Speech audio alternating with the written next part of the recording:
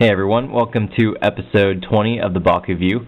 I noticed there are some people that have been finding the second wave Gundalian Invaders stuff recently, so I've been trying to find some myself for the past week or so, and I really hadn't had much luck. Even though I work at Walmart too, I was able to look in the back room and stuff, but there was never anything. We really weren't getting any Bakugan shipped to us because I kept scanning it, but also going out to look at the shelves, they're always full, so no one really seems to be caring about buying anymore right now because I guess everyone got all the new stuff already.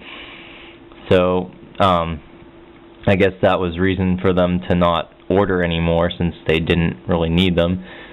But I did notice the other day it said there were 16 in transit, so I got kind of excited hoping that those were the new ones and just figuring maybe they would just at least send one box because there's 16 in a box.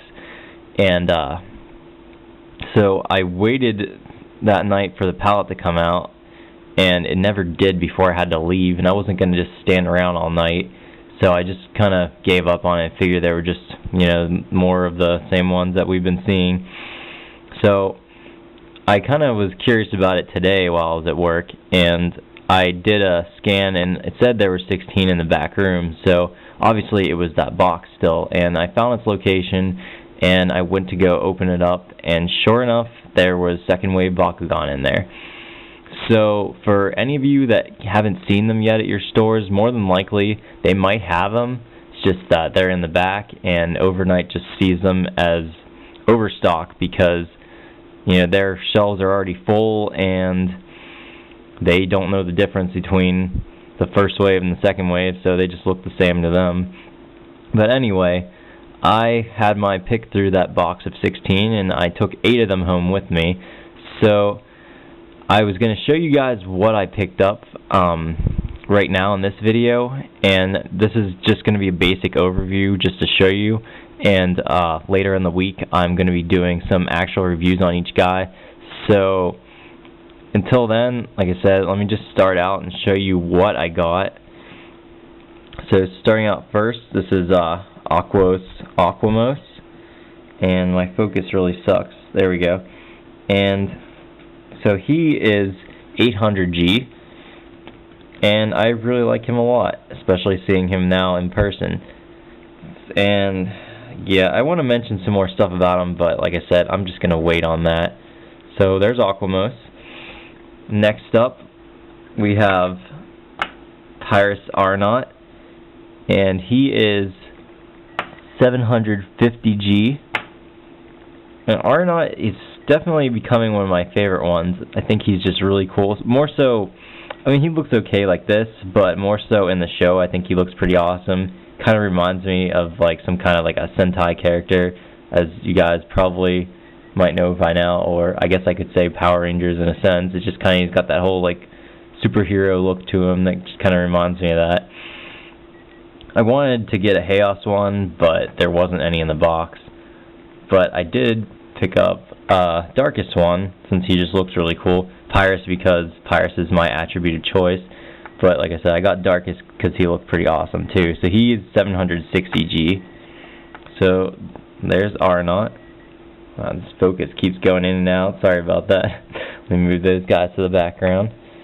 Next up, we have Subterra Saboteur, and he is 830G, so that already is now my strongest Bakugan, and obviously that also proves that yet again, as new Bakugan come out, they continue to have higher G power. So Subterra Saboteur, and Continuous Saboteur, I saw a clear one, and I figured it would be cool to pick up, so I got him.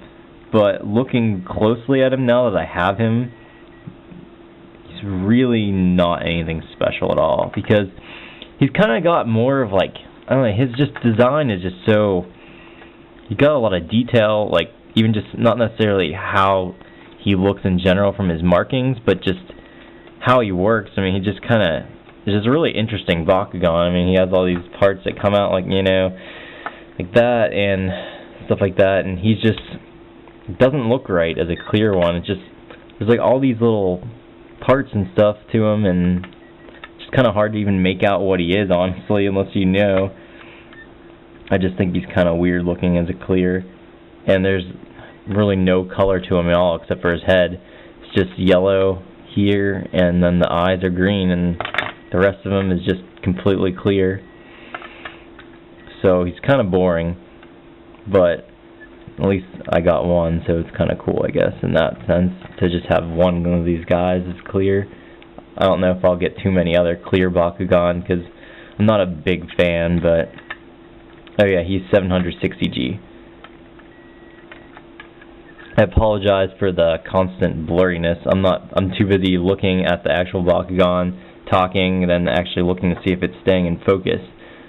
Anyway, moving on, we have Chaos Krakix, and he is 750G, I believe, yes.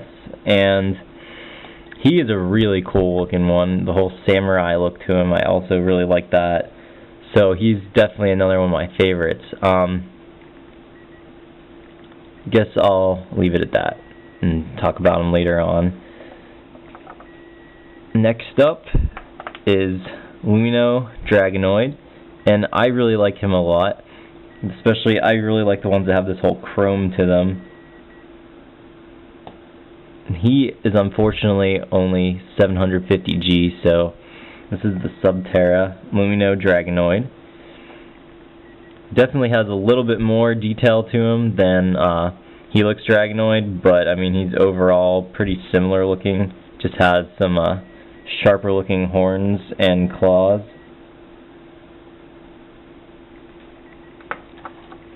And last but not least, we have Hakapoid, or Hakapoid, however you should pronounce it.